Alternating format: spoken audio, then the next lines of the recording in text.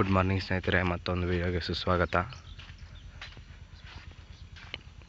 ನೋಡಿ, ಸ್ವಲ್ಪ ಕಲರ್ ಈಗ ಒಂದು 70% ಎಲ್ಲ ಸ್ಟಾರ್ಟ್ ಆಗಿಬಿಟ್ಟಿದೆ. ತೋಟ ಎಲ್ಲ ನೋಡಿ, ಒಂದೊಂದಾದರೆ ಫುಲ್ ಕಲರೇ ಆಗಿಬಿಟ್ಟಿದೆ. ರೆಡಿ ಇದೆ ಕೊಯ್ಯೋದಕ್ಕೆ. ಇನ್ನೊಂದು 15 ಡೇಸ್ ಹೋಗಬೇಕು, ಇಲ್ಲಾಂದರೆ ವೆಯ್ಟ್ಸ್ ಬರೋಲ್ಲ. ಸೊ ಅದಕ್ಕೆ ಇನ್ನು ಕೊಟ್ಟಿಲ್ಲ. 15-20 ಡೇಸ್ ಆಗುತ್ತೆ ಇನ್ನು ಕೊಡಬೇಕು ಅಂದರೆ. 4 ಮಂತ್ಸು, ಇನ್ನು 3 ಮಂತ್ಸ್ 10 ಡೇಸ್ ಏನಾಗಿದೆ ಅಷ್ಟೇ. 4 ಮಂತ್ಸ್ 15 ಡೇಸ್ಗೆ ಕೊಡಬೇಕು. ಆವಾಗ ಸ್ವಲ್ಪ ಚೆನ್ನಾಗಿ ತೂಕಗಳು ಬರುತ್ತೆ. ಎಲ್ಲ ಕಲರ್ ಆಗಿಬಿಟ್ಟಿದೆ ನೋಡಿ, ಫುಲ್ಲು ಬ್ಲ್ಯಾಕಾಗಿ ಕಾಣಿಸ್ತಾ ಇದೆ ತೋಟ. ಆವಾಗಲೇ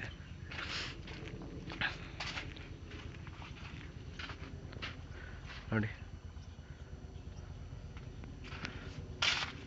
ಫುಲ್ ತೋಟ ಎಲ್ಲ ಕಲರ್ ಆಗಿದೆ.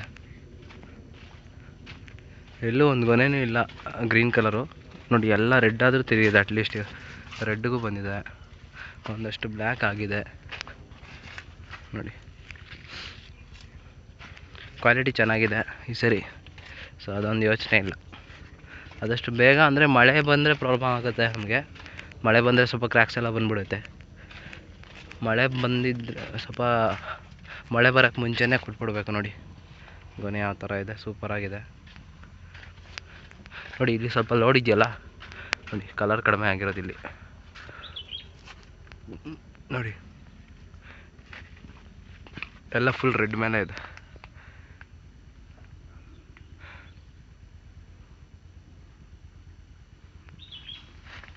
ಫುಲ್ ಬ್ಲ್ಯಾಕ್ ಆಗಿರೋದು ಅಂತಂದರೆ ಲೋಡ್ ಕಡಿಮೆ ಇರುತ್ತಲ್ಲ ಗಿಡಗಳು. ಸೊ ಆ ಗಿಡಗಳಲ್ಲಿ ನೋಡಿ, ಎರಡು ಗೊನೆ ಹೆಂಗೆ ತೂಕ ಕೆಳಗಡೆ ಬಂದುಬಿಟ್ಟಿದೆ.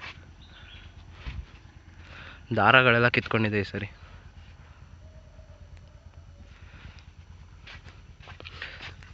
ವಾಟರ್ ಸಾಲ್ಯುಬಲ್ ಬಂದ್ಬಿಟ್ಟು SOP ಕೊಟ್ವಿ 0050.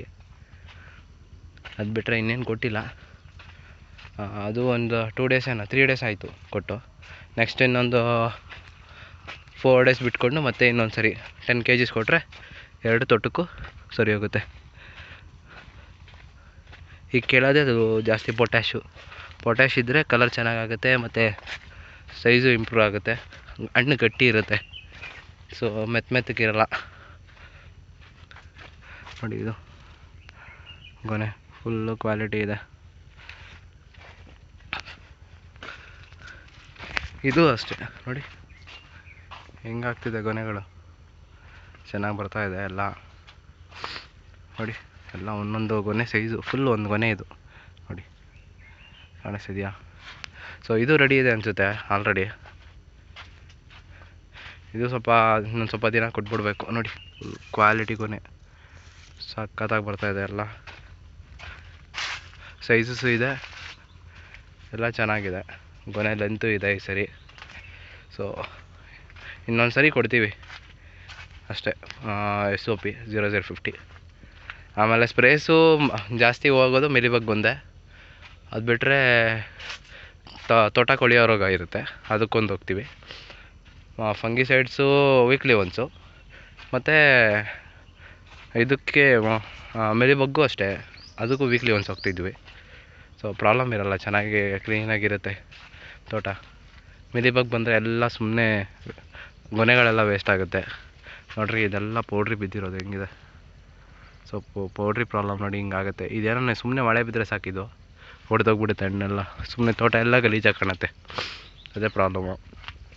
ಅದಕ್ಕೋಸ್ಕರ ಪೌಡ್ರಿ ಬೀಳ್ಸಲ್ಲ ನೋಡಿ. ಇಲ್ಲೆಲ್ಲ ಕಿತ್ತಾಕಿದ್ದೀವಿ, ಅದಕ್ಕೂ ಪೌಡ್ರಿ ಬಿದ್ದಿರೋ ಹಣ್ಣುಗಳನ್ನೆಲ್ಲ. ಡ್ಯಾಮೇಜ್ ಆದರೆ ಚೆನ್ನಾಗಿ ಕಾಣಲ್ವಲ್ಲ, ಅದಕ್ಕೆ. ಈ ಮಂತ್ ನಮಗೆ ಮಳೆ ಬೀಳದೆ ಇದ್ಬಿಟ್ರೆ ಆರಾಮಾಗಿ ಆಲ್ಮೋಸ್ಟ್ ಹಣ್ಣೆಲ್ಲ ಮುಗಿದ್ಬಿಡುತ್ತೆ, ಖಾಲಿಯಾಗಿಬಿಡುತ್ತೆ. ದ್ರಾಕ್ಷಿಗೆ ಇನ್ನು ಸ್ವಲ್ಪ ಮುಂಚೆ ಒಂದು ರೌಂಡ್ ಮಳೆ ಬೀಳಬೇಕಿತ್ತು. ಮಳೆ ಬಿದ್ದಿದ್ರೆ ಚೆನ್ನಾಗಿರ್ತಿತ್ತು ನೋಡಿ. ಇಲ್ಲಿ ಗಡ್ಡಿ ಮುರಿದೋಗಿದೆ, ಮೊನ್ನೆ ಒಣಗೋಯ್ತು. ದ್ರಾಕ್ಷಿಗೆ ಏನಂತಂದರೆ ಸ್ವಲ್ಪ ಕಲರ್ ಸ್ಟಾರ್ಟ್ ಆಗಿದ ತಕ್ಷಣ ಒಂದು ರೌಂಡ್ ಮಳೆ ಬಿದ್ದುಬಿಟ್ರೆ, ಸೊ ಅದೇ ನೈಟ್ರೋಜನ್ ಬೇರೆ ಇರುತ್ತಲ್ವ, ಸೊ ಅದರಿಂದ ಸ್ವಲ್ಪ ಕಲರು ಸೈಜು ಎಲ್ಲ ಸ್ವಲ್ಪ ಚೆನ್ನಾಗೇ ಆಗುತ್ತೆ ಬೇಗ. ಸೊ ಒಂದು ರೌಂಡ್ ಮಳೆ ಬೀಳಬೇಕಿತ್ತು, ಏನು ಮಾಡೋಕ್ಕಾಗಲ್ಲ.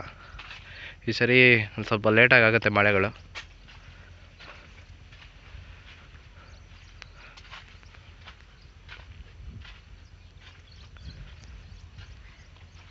ಚೆನ್ನಾಗಾಗಿದೆ, ಪರವಾಗಿಲ್ಲ.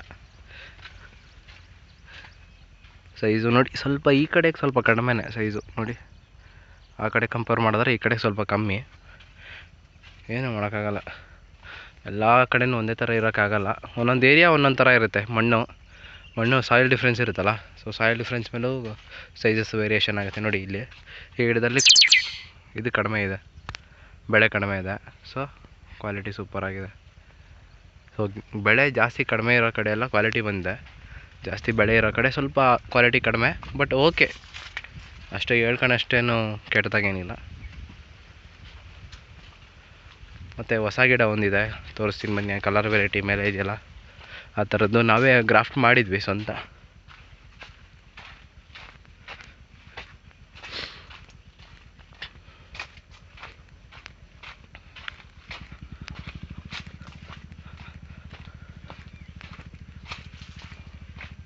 ನೋಡಿ ಇದರಲ್ಲಿ ಹೆಂಗೆ ಬಂದಿದೆ ಹಣ್ಣು, ಕಾಣಿಸ್ತಿದೆಯಾ? ಸ್ವಂತ ಗ್ರಾಫ್ಟ್ ಮಾಡಿರೋದು ನಾವೇ, ಮೇಲಕ್ಕೆ ಹೋಗಿಲ್ಲ, ಅಷ್ಟು ಚೆನ್ನಾಗಾಗಿದೆ ನೋಡಿ. ಕಲರು ಆಗೋಗಿದೆ ಆವಾಗಲೇ.